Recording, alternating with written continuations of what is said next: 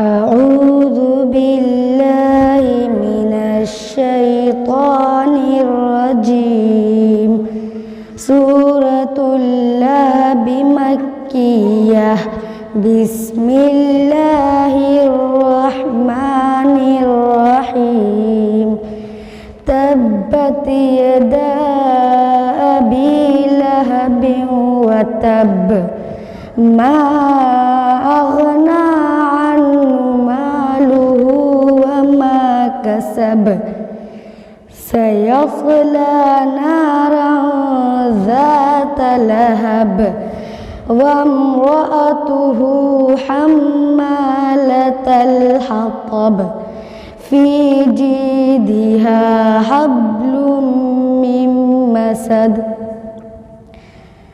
اعوذ باللہ من الشیطان الرجیم میں اللہ کی پناہ لیتی ہوں شیطان مردود سے۔ سورۃ اللہب مکیہ، اس سورت کا نام سورہ لہب ہے۔ یہ مکی سورت ہے، اس میں 1 رکوع اور 5 آیتیں ہیں۔ بسم اللہ الرحمن الرحیم، شروع کرتی ہوں اللہ کے نام سے جو بڑا مہربان نہایت رحم والا ہے۔ تبت یدا ابی لہب وتب، ابو لہب کے دونوں ہاتھ ٹوٹ جائے اور وہ برباد ہو جائے۔ ما اغنا عنہ مالہ وما کسب، نہ اس کو اس کا مال کام آیا نہ اس کو اس کی کمائی۔ سیصلی نارا ذات لہب، ان قریب ابو لہب شعلہ زن آگ میں داخل ہوگا۔ وامرأتہ حمالۃ الحطب، اور اس کی بیوی جو لکڑیاں لاد کر لاتی تھی۔ فی جیدہا حبل من مسد، اس کے گلے میں ایک بٹی ہوئی رسی ہوگی۔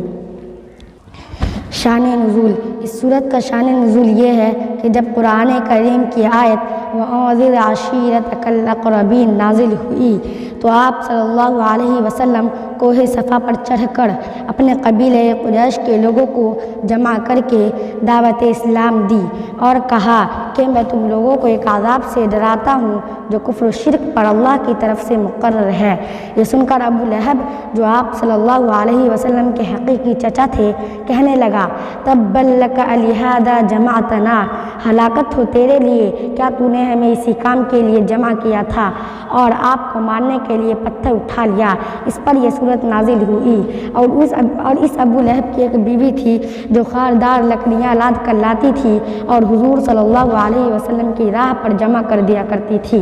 گویا دونوں کو حضور صلی اللہ علیہ وسلم سے دلی عداوت تھی۔ ابو لہب کا اصل نام عبد العزیٰ ابن عبد المطلب تھا۔ یہاں امراتن سے مراد عروہ بنت حرب ہے اور کنیت ام جمیل اور لقب عورہ تھا۔